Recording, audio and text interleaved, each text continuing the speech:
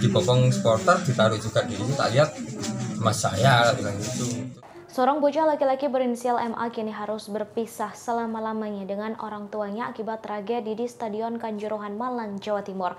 M. Yulianton 40 tahun dan Devi Ratna S. 30 tahun meninggal dunia dalam tragedi yang terjadi pasca pertandingan pada Sabtu 1 Oktober 2022. MA sempat menjerit dan meminta bantuan kepada polisi untuk menolong sang ayah yang terinjak-injak.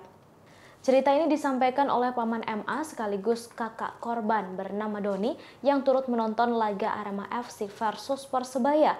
Doni bercerita mendiang Devi baru pertama kali menonton pertandingan sepak bola, sedangkan Yulianton sudah sering menontonnya. Saat peristiwa kericuhan terjadi, MA terpisah dari kedua orang tuanya, Yulianton dan Devi Ratna.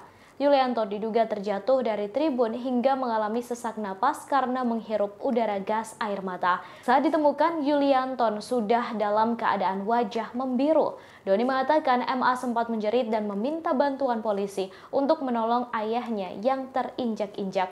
Namun hanya MA yang berhasil diselamatkan oleh polisi. Kepada Doni, MA menceritakan melihat orang tuanya terinjak-injak dalam kerumunan penonton yang panik dan berbondong-bondong berlari ke pintu keluar stadion. Doni kemudian menceritakan pertemuannya dengan MA setelah berhasil keluar dari Stadion Kanjuruhan. Setelah 15 menit berada di luar stadion, tiba-tiba ada yang menyentuhnya dari belakang dan ternyata MA.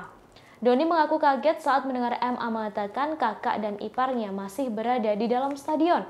Ia mengaku berlari dan mencoba masuk ke stadion, namun gagal. Ia melihat kakak iparnya digotong oleh banyak orang melewati pintu keluar. Saat itu ia tak bisa memastikan kondisi kakak iparnya masih hidup atau tidak. Setelah menemukan kakak iparnya, Doni kembali berlari ke pintu stadion dan melihat kakak laki-lakinya digotong. Kemudian korban dipinggirkan keluar stadion dan dibawa ke Rumah Sakit Teja Husada, Kabupaten Malang. Diketahui hingga kini tercatat 125 orang meninggal dunia akibat insiden ini. Kemarin malam itu Pak, kericuan setelah pertandingan selesai, itu anak saya mau ngajak pulang sih, kita nunggu jalan keluarnya sepi. Nah, kita rokok-rokokan dulu, yang di lapangan ricu, sampai ada tembakan gas air mata juga. Nah, kita kan, kalau setahu saya ya, itu di tribun 14 itu nggak ada turun, setahu saya.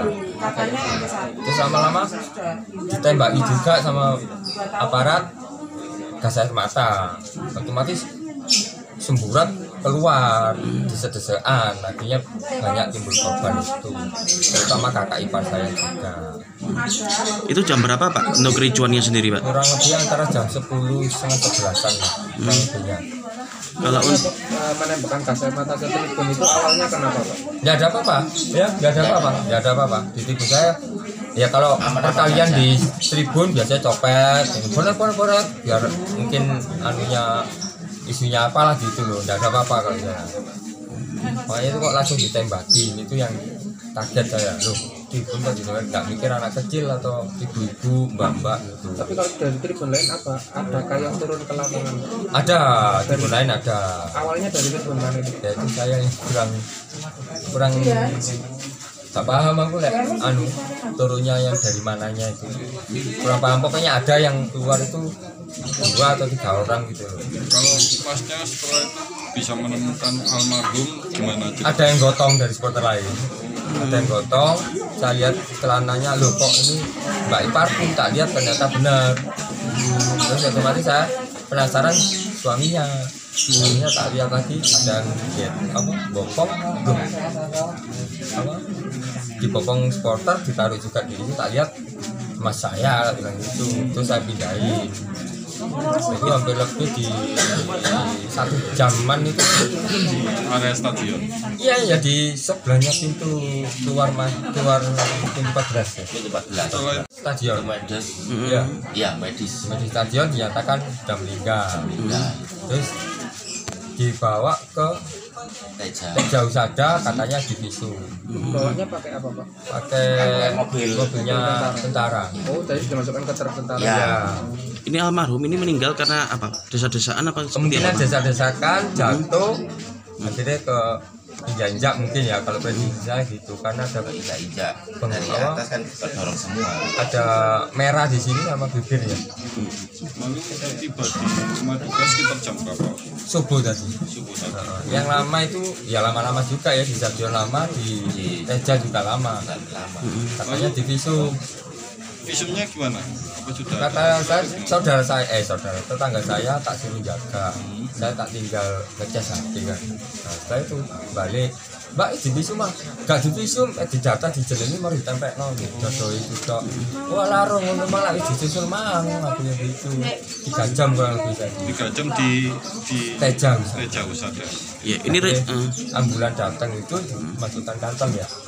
Masukkan kantong, pulang dari sini mau adzan subuh. ini Ini sekitar Subuh ya. sudah subuh.